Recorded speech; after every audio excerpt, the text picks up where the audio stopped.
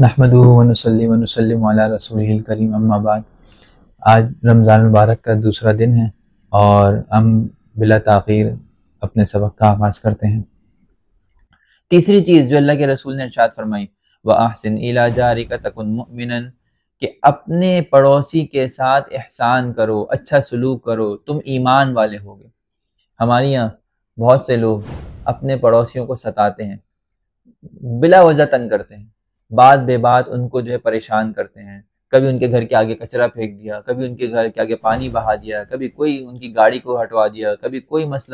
مسئلہ، چھوٹی چھوٹی باتوں میں اپنے پڑوسیوں سے جھگڑتے ہیں۔ حالانکہ نبی کریم صلی اللہ علیہ وسلم کا ارشاد گرامی ہے کہ ما زال جبریل یوصینی بالجاری حتی ظننت انہ سیورثہ، کما قال علیہ الصلوۃ والسلام، کہ جبرائیل امین علیہ الصلوۃ والسلام مجھے پڑوسی کے بارے میں اتنی نصیحت کیا کرتے تھے کہ مجھے ایک وقت میں یہ گمان ہونے لگا کہ شاید وراثت میں بھی اس کو حصہ دیا جائے گا۔ اور آج کیا حال ہے کہ انسان اپنے پڑوسیوں سے لڑائی جھگڑوں میں، چھوٹی چھوٹی باتوں میں، کہ میری پارکنگ میں تم نے گاڑی کیوں کھڑی کر دی، میرے گھر کے سامنے تم نے فلانا ڈبہ کیوں رکھ دیا، میرے گھر کے آگے تمہاری گرل کیوں آ گئی، اتنی چھوٹی چھوٹی باتوں کے اوپر اس سے جھگڑا کرتا ہے۔ یاد رکھیے کہ جب انسان کسی مصیبت میں پھنستا ہے، آپ کے گھر میں آگ لگ جاتی ہے، اللہ نہ کرے زلزلہ آ جاتا ہے، دوست، رشتہ دار، احباب بعد میں آتے ہیں، پڑوسی سب سے پہلے آتا ہے۔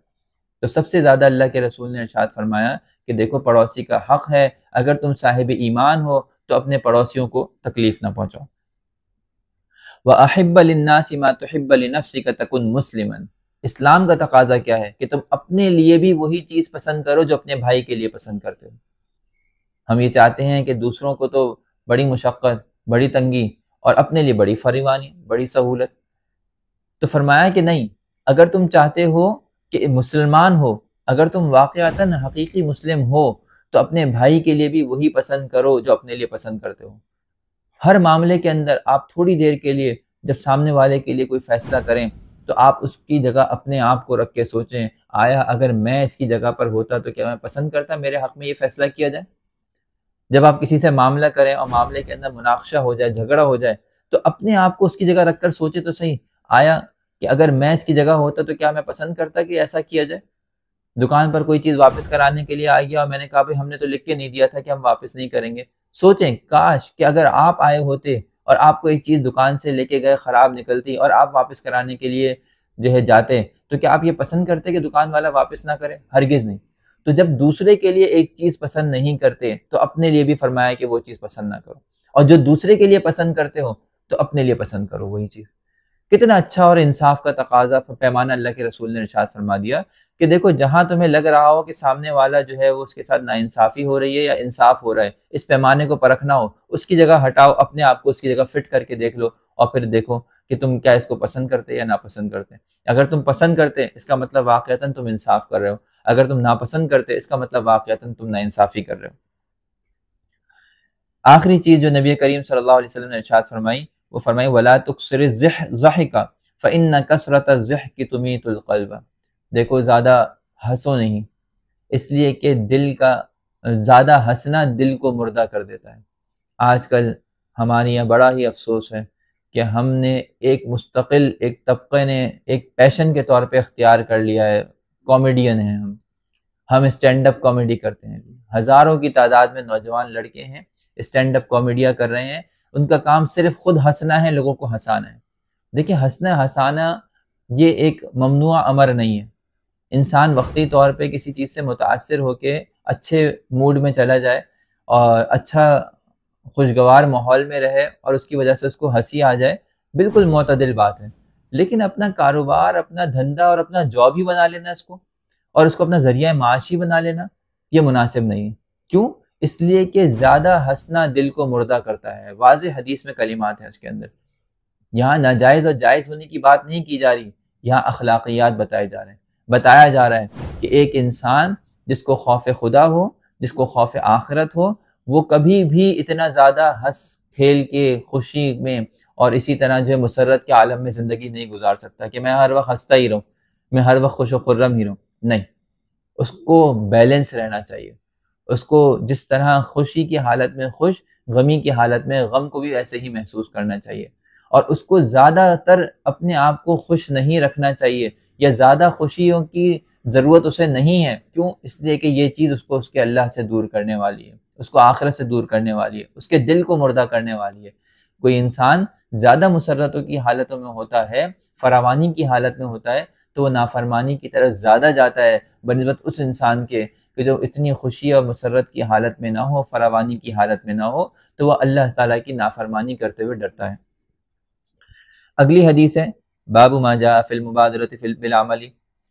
یہ باب ہے اعمال کو جلدی کرنے کے بیان میں۔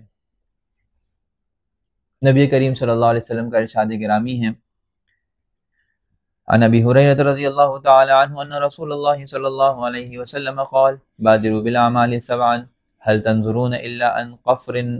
ان فقر منسن او غنى مطغن او مرض مفسد او هرم مفند او موت مجهز او الدجال فشر غائب ينتظر او الساعة فالساعة ادهى وامر۔ حضرت ابو ہریرہ رضی اللہ تعالیٰ عنہ کا ارشاد گرامی ہے، نبی کریم صلی اللہ علیہ وسلم نے ارشاد فرمایا، فرمایا بادروا بالاعمال سبعا، جلدی کرو 7 کاموں کے کرنے میں۔ ان 7 کاموں کے کرنے میں کیا کرو؟ جلدی کرو۔ کیا تم اس بات کا انتظار کر رہے ہو الا فقر منسن، کہ ایک ایسا فقر تمہارے اوپر طاری ہو جائے جو تمہیں ہر چیز بھلا کر رکھ دے؟ دیکھیں، جب انسان کے پاس پیسہ ہوتا ہے، مال و دولت ہوتا ہے، تو وہ بہت سارے کام جو کر سکتا ہے وہ نہیں کرتا کہ میرے پاس تو بہت پیسہ ہے، بہت مال و دولت ہے، اعمال خیر میں بعد میں کر لوں گا، میں خرچ بعد میں کر لوں گا، اور میں دین کے کاموں میں بعد میں خرچ کر لوں گا، میں خیر کے کاموں میں بعد میں خرچ کر لوں گا، پیسہ ہے حج بعد میں کر لوں گا، زکوٰۃ بعد میں دے دوں گا، اور اس کو اندازہ ہی نہیں ہوتا کہ کب وہ اس اسٹیج پہ پہنچ جاتا ہے کہ ایسے فقر میں مبتلا ہو جاتا ہے کہ وہ کام نہیں کر پاتا۔ پہلے پیسہ تھا، حج کرنے نہیں گیا، اب جب خیال آیا تو حج ہی نہیں کر سکتا، پیسہ ہی نہیں رہا۔ پہلے پیسہ تھا، زکوٰۃ ادا نہیں کی، اب جب احساس پیدا ہوا تو فقر منسن، ایک ایسا فقر ہے جو انسان سے ہر چیز بھلا کے رکھ دیتا ہے۔ یاد رکھیے کہ فقر کی حالت میں انسان کو صرف روٹی یاد رہتی ہے، اس کے علاوہ کچھ یاد نہیں رہتا۔ جب تک انسان کی جیب میں پیسہ ہو، اسے بہت سارے کام کرنے کی سہولت میسر ہوتی ہے، لیکن جب اس کے جیب سے پیسہ نکل جاتا ہے، اس کے ہاتھ سے مال و دولت بالکل ختم ہو جاتا ہے، تو اس کے لیے صرف اور صرف کھانا پینا ہی سب کچھ رہ جاتا ہے۔ او غنن متغن، اعمال خیر کرنے میں جلدی کرو قبل اس کے کہ ایک ایسی مالداری تمہارے اوپر آ جائے جو تمہیں سرکش بنا دے۔ عام طور پہ سرکشی میں انسان کو جو لے جانے والی چیز ہوتی ہے وہ انسان کی مالداری ہوتی ہے، کہ انسان زیادہ کما لیتا ہے، پیسہ بہت وافر مقدار میں ہوتا ہے، اور پھر اس کے بعد وہ عیاشیوں میں اڑانا شروع کر دیتا ہے۔ الامان والحفیظ، آج کل کے دور میں ہمیں زیادہ کمانے والے کہوں تو ہمارے بہت سے یوٹیوبر حضرات جو اللہ معاف کرے اپنی شادیوں کے اندر، اپنے آرگنائز کیے ہوئے جو ہے کیا کہتے ہیں محافل کے اندر ہزاروں لاکھوں روپیہ اڑاتے ہیں۔ یہ دیکھیں، یہ غنن متغن کے زمرے میں آتے ہیں کہ ایک ایسی مالداری ہے جو سرکشی پر لے آئی ہے۔ اللہ تعالیٰ نے مالداری دی اس لیے نہیں دی کہ وہ اس کو نافرمانی میں، اللہ کی سرکشی کے کاموں کے اندر اڑائیں اور اللہ تعالیٰ کی ناراض کرنے والے کاموں میں اڑائیں، ان کی ناقدری کریں۔ ان کو چاہیے کہ اللہ تعالیٰ کی فرما برداری، اللہ تعالیٰ کے ایسے کام کریں جس سے اللہ تعالیٰ راضی ہو، خوش ہو۔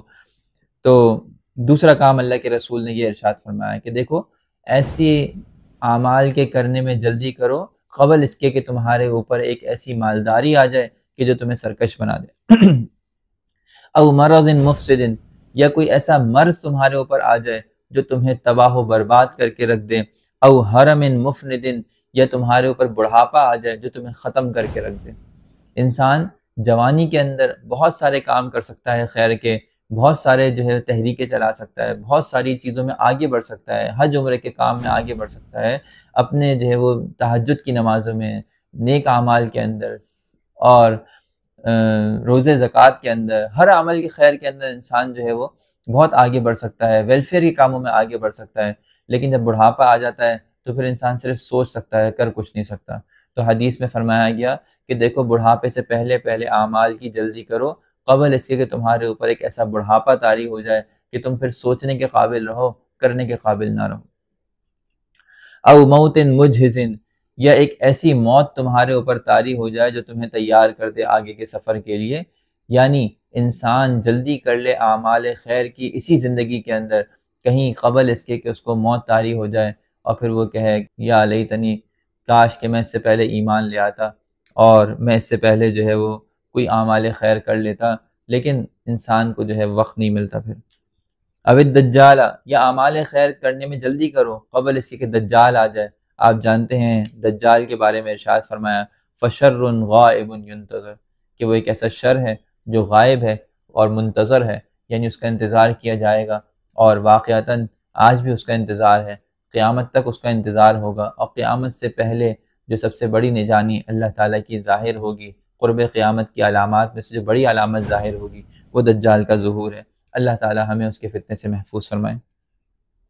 او الساعۃ فالساعۃ ادھیٰ وامر، اور اعمال خیر کرنے میں جلدی کرو قبل اس کی کہ قیامت آ جائے، اور قیامت تو انتہائی سیاہ اور تاریک اور انتہائی کڑوی ہے، یعنی قیامت کے دن تو پھر اعمال خیر یا اعمال شر کا صرف جزا اور سزا ہی ہو سکتی ہے، اس میں سوائے انسان کے اس کے اوپر افسوس کرنے کے کہ کاش میں دنیا کے اندر اعمال کر لیتا، اور کچھ نہیں ہو سکتا۔